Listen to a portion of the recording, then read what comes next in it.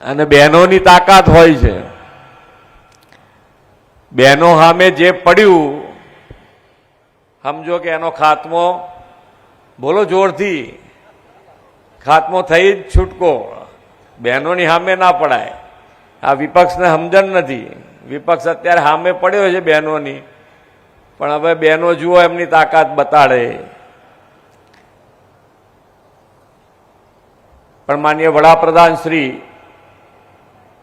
હર હંમેશ નાનો માણસ, છેવાડાનો માણસ કેવી રીતે મુખ્ય ધારામાં આવે એના માટેના પ્રયત્નો કરે.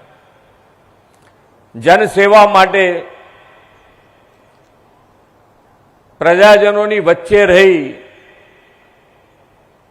અને જો કોઈ કાર્યકર્તા કામ કરતા હોય તો એ ભારતીય જનતા પાર્ટીના કાર્યકર્તા છે.